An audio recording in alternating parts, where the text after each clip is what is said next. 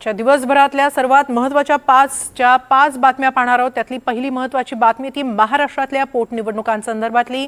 या पोटनिवडणुका जाहीर झालेल्या आहेत। बारामती आणि राहुरीमध्ये 23 एप्रिलला मतदान होणार आहे।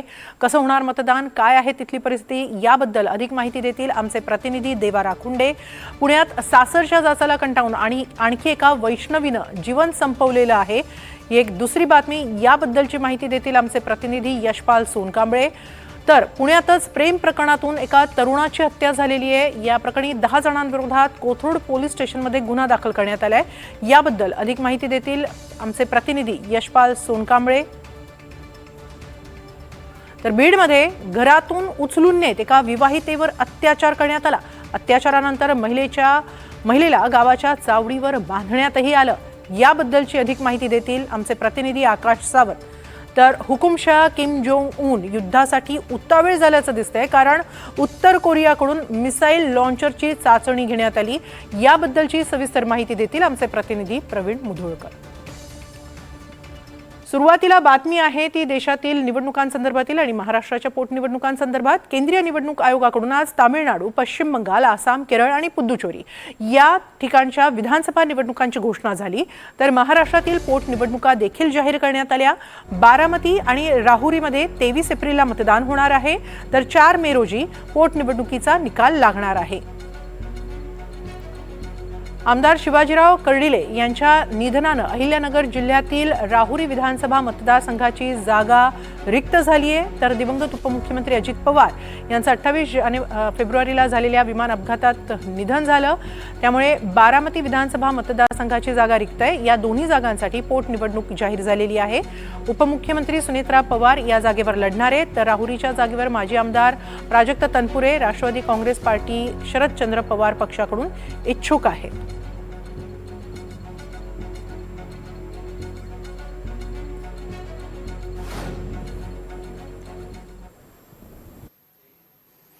There will be 8 by-elections also. That is Goa, Gujarat, Karnataka, Maharashtra, Nagaland and Tripura. The name of the constituencies are mentioned here and the reasons which will be circulated to you. And the schedule would be that the assembly constituencies for Goa, Karnataka, Nagaland and Tripura will be held. The polling will be held on 9th of April, and for the assembly constituencies of Gujarat and Maharashtra on 23rd. The counting shall be on 4th of May for all the cases. Thank you. दरम्यान याच संदर्भात अधिक माहिती घेऊया आमचे प्रतिनिधी देवा राखुंडे यांच्याकडून। देवा, देशातल्या 5 विधानसभा निवडणुका जाहीर झालेल्या आहेत, मात्र राज्याचं लक्ष आहे ते बारामती आणि राहुरी इथल्या पोटनिवडणुकांकडे। विशेषतः बारामतीमध्ये काय परिस्थिती आहे या दोन्ही ठिकाणी?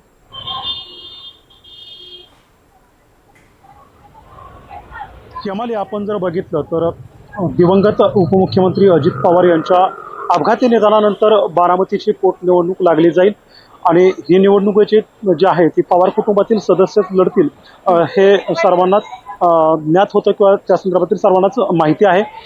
कारण उपमुख्यमंत्री पदाची शपथ सुनेत्रा पवार यांनी घेतलेली आहे। मागील 4-5 दिवसापूर्वी जर आपण बघितलं तर राज्य निवडणूक आयोगाकडून बारामती विधानसभेच्या पोटनिवडणुकीच्या दृष्टीनं जी मतदारांची अंतिम यादी जी आहे ती देखील प्रसिद्ध करण्यात आली। त्यामध्ये जवळपास 3,83,767 मतदार जे आहेत ते आपला हक्क बजावणार आहेत। आज राज्य निवडणूक आयोगानं जे आहे ते या संदर्भातील पत्रकार परिषद घेतली आणि त्यामध्ये बारामती असेल आणि राहुरी असेल या 2 ठिकाणच्या पोटनिवडणुकींची तारीख जी आहे ती जाहीर करण्यात आली आहे। यामध्ये 23 एप्रिल रोजी मतदान होणार आहे आणि 4 मे रोजी याचा निकाल असणार आहे। स्वतः राज्याच्या उपमुख्यमंत्री सुनेत्रा पवार या बारामतीमध्ये अजित पवार यांच्या रिक्त झालेल्या जागेवरती निवडणूक लढवणार आहेत। दुसरीकडे जर आपण बघितलं तर राज्याचे मुख्यमंत्री देवेंद्र फडणवीस यांनी देखील प्रतिक्रिया दिलेली आहे की बारामतीची निवडणूक असेल किंवा राहुरीची निवडणूक असेल, ही निवडणूक जी आहे ती पोटनिवडणूक आहे। एखादा राज्यातला नेता अशा दुःखद प्रसंग ज्यावेळेस घडतो आणि त्याचं अपघाती निधन होतं म्हणा किंवा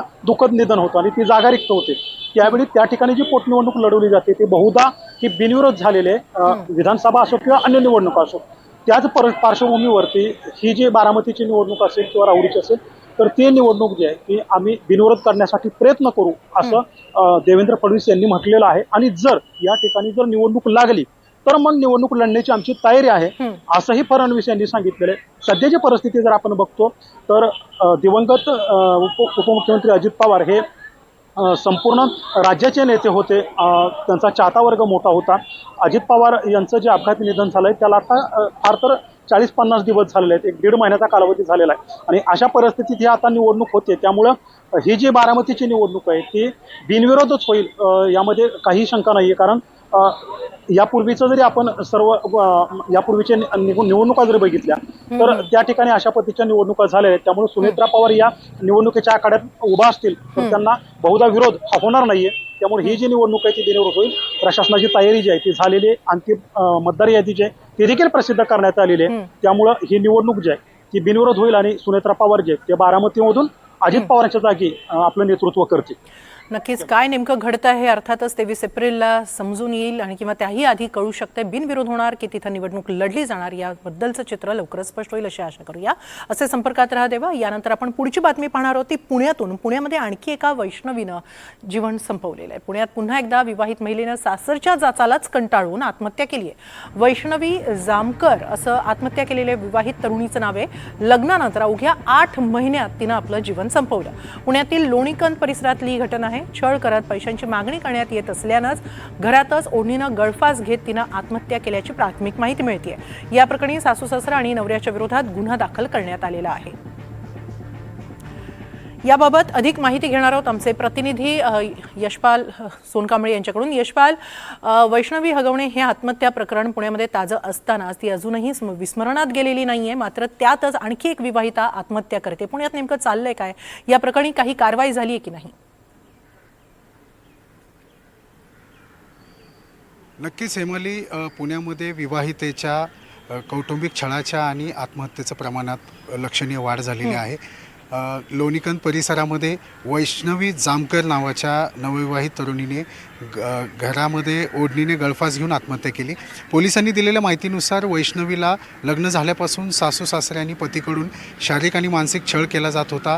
माहेरवरून पैसे आणण्यासाठी तगादा लावला जात होता आणि याच जाचाला कंटाळून 8 महिन्यानंतर वैष्णवीने हे टोकाचं पाऊल उचललेलं आहे. आता लोणीकंद पोलिसांकडून सासू सासरे आणि तिचा पती यांच्या विरोधात गुन्हा दाखल केलेला आहे. अद्याप कुणालाही अटक करण्यात आलेली नाही आहे.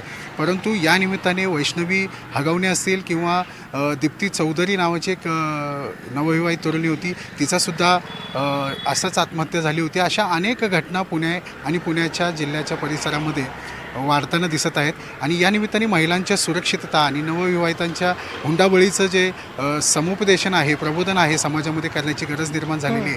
परंतु या घटनेने आता लोणीकंद परिसरामध्ये प्रचंड हळहळ व्यक्त केलेली आहे आणि या जामकर सासू सासरे आणि पती यांना तातडीने अटक करण्याची मागणी आता कुटुंबियांकडून केली जात आहे. हेमाली, नक्कीच यशपाल, असेच संपर्कात राहा. पुण्यातूनच आणखी एक धक्कादायक बातमी येते ती म्हणजे पुण्यामध्ये एका प्रेम प्रकरणातून तरुणाची हत्या करण्यात आली आहे. या प्रकरणी 10 जणांविरोधात कोथरूड पोलीस स्टेशनमध्ये गुन्हा दाखल करण्यात आलाय.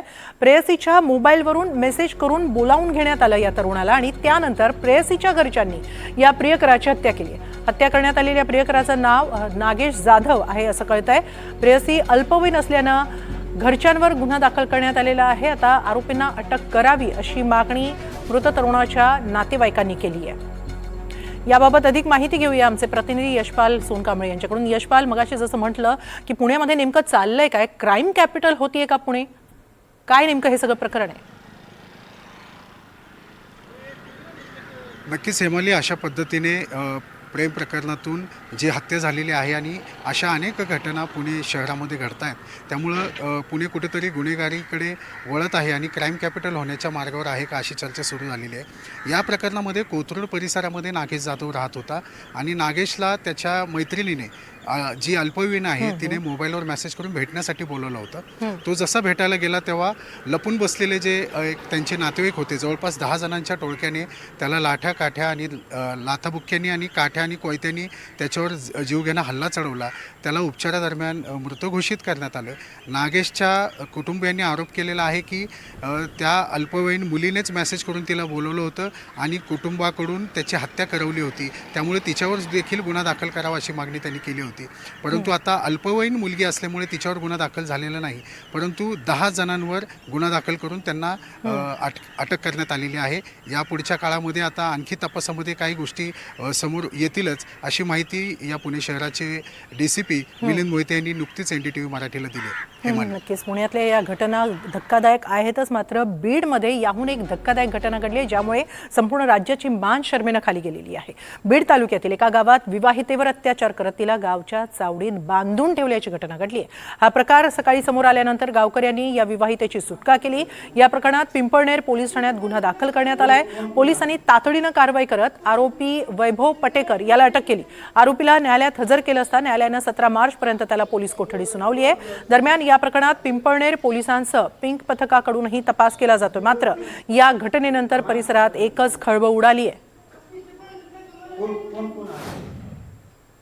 काल रोजी पिंपळनेर पोलीस स्टेशन येथे एका पीडित महिलेने तक्रार दिली की तिला गावातील वैभव पटेकर नावाच्या व्यक्तीने ती तिच्या नवऱ्यासोबत घरात झोपलेली असताना बळजबरीने तिला उचलून नेले, तिचं तोंड दाबून नदीवर घेऊन जाऊन तिच्यासोबत बळजबरीने शारीरिक संबंध प्रस्थापित केल्याबाबत तक्रार प्राप्त झालेली आहे.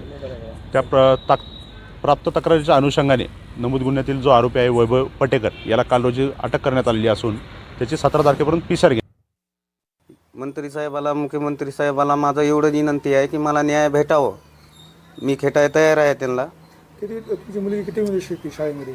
माझी मुली आता 11वीमध्ये आहे, पण मी हे कळालंय म्हणून ते शाळाच बंद करून टाकलंय, घराच्या बाहेर निघू द्यायला झालोय. त्यांचे दोन्ही मोबाईल जप्त करून घ्यावं आणि जे काय प्रकरण झाले समजा मोबाईलमध्ये त्यांनी शूट केलेलं आहे. त्यांच्या मित्रा गँगमध्ये बी त्यांनी कोणाकोणाला दाखिलेलं आहे माझ्या मुलीचं, ते सहित त्यांनी तपास करून घ्यावं पोलिस साहेबांनी. दोन्ही मोबाईल जप्त करून ते जे हिडो आहे 3-4 महिन्याखालून समजा त्यांनी काढून शोधून घ्यावं. याबाबत अधिक माहिती घेऊया. आमचे प्रतिनिधी आकाश सावंत आपल्याबरोबर आहेत. आकाश, नेमकं असं काय घडलं की या विवाहितेवर इतका हीन अत्याचार करण्यात आलेला आहे? या प्रकरणी नेमकी काय कारवाई केली जाते पुढे?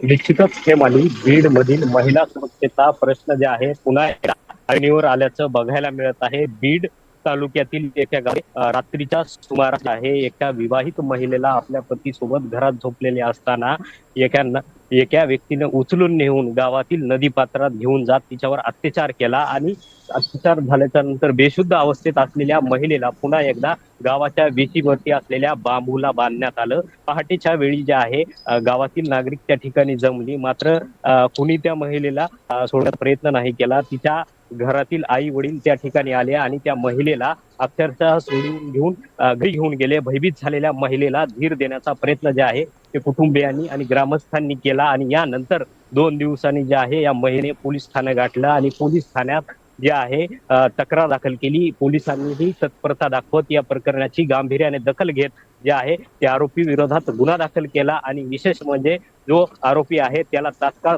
पिंपळनेर पोलिसांनी बेड्या ठोकल्या आणि न्यायालयात हजर केला. न्यायालयाने त्याला 17 मार्चपर्यंत पोलीस कोठडी सुनावली आहे. आता या प्रकरणी जे आहे ते महिलेचा व आरोपीतील तपास जो आहे पोलिसांकडून केला जात आहे. तसेच महिलेची पिंक पथकाकडून देखील चौकशी केली जात आहे. या प्रकरणाला पोलिसांनी देखील गांभीर्याने घेतल्याचं बघायला मिळत आहे. मात्र आता या प्रकरणी जे कोणी दोषी असतील त्यांच्यावर देखील कारवाई करण्यात यावी अशी मागणी जी आहे पीडित महिलेच्या पतीने देखील केली आहे.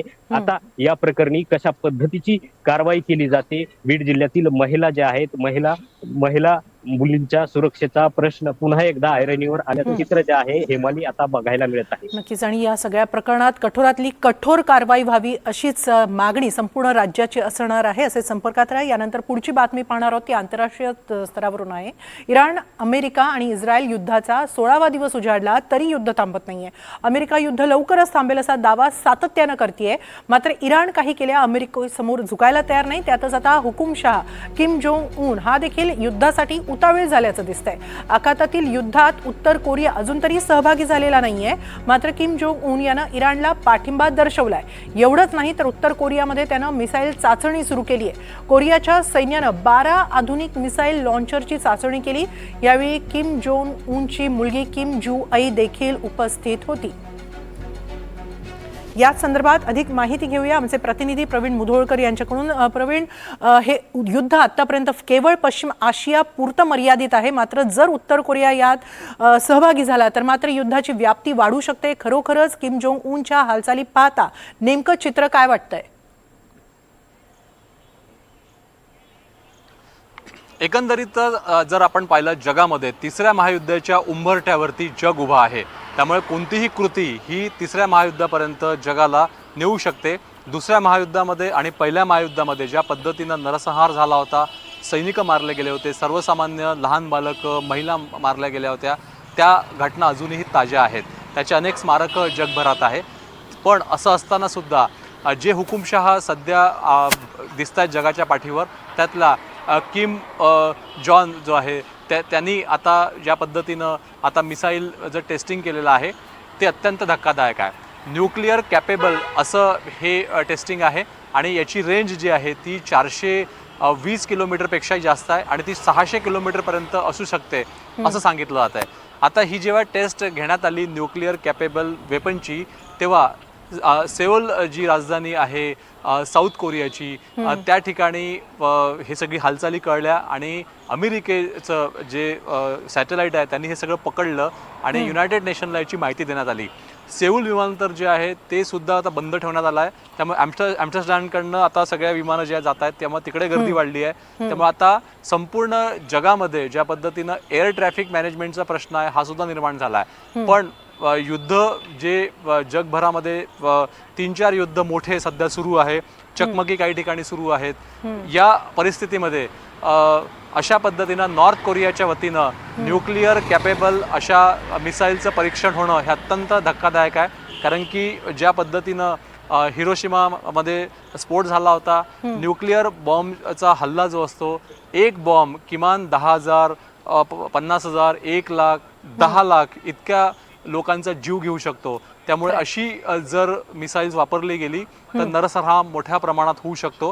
त्यामुळे या संपूर्ण घटनेकडे संपूर्ण जगाचं, युनायटेड नेशनचं लक्ष आहे. त्यामुळे आज ही धक्कादायक घटना जी आहे ही पुढे आलेली आहे. त्यामुळे किम यांची मुलगी सुद्धा जो उन ही सुद्धा या सगळ्या ठिकाणी होती. त्यामुळे आता अमेरिकेचं आणि संपूर्ण जगाचं लक्ष यांच्याकडे आहे. नक्की. आणि किम जोंग उन याचा लहरी स्वभाव पाहता तो नेमकं काय करेल याची शाश्वती नाही आणि त्यामुळे जगाचं टेन्शन वाढले. खूप खूप धन्यवाद प्रवीण या सगळ्या सविस्तर माहितीबद्दल. आणि त्याचबरोबर बारामतीतून आमचे प्रतिनिधी देवा राखुंडे, पुण्यातून यशपाल सोनकांबळे आणि बीडमधून आकाश सावंत, तुम्हा सगळ्यांचेच खूप खूप धन्यवाद या सविस्तर माहितीबद्दल.